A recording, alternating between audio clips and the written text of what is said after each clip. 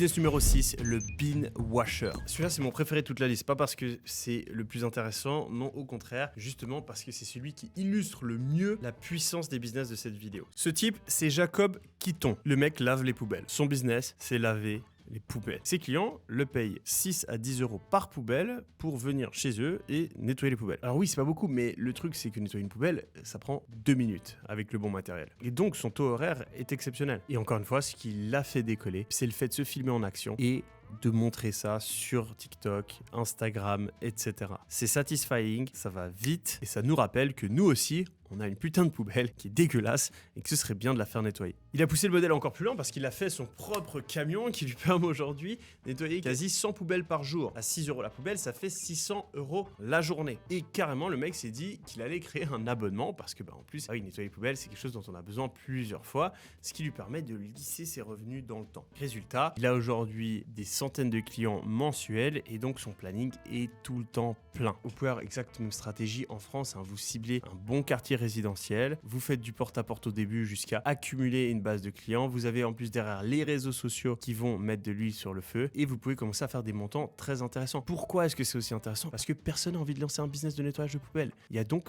pas assez de personnes qui proposent ce service. Et vous le savez, ce qui fait le succès d'un business, c'est pas d'avoir le meilleur produit, c'est d'être dans un endroit où les clients sont affamés, ils ont besoin de ce que vous proposez et personne d'autre ne le leur propose. Ce business répond à un besoin universel, personne n'a envie de nettoyer ses poubelles et donc ça le rend extrêmement rentable. En termes de difficulté, on est à 1 sur 5. Tout le monde peut le faire, c'est juste une question de motivation. En termes de coût, on est aussi à 1 sur 5. Au début, vous pouvez le faire avec une éponge et de l'eau. Si vous voulez avoir un matériel qui vous permet d'aller un petit peu plus vite, ça va être quelques centaines d'euros. Et en termes de potentiel, on est entre 5 et 15 000 euros par mois. Je vais donc mettre la note de 9 sur 10 pour ce business-là.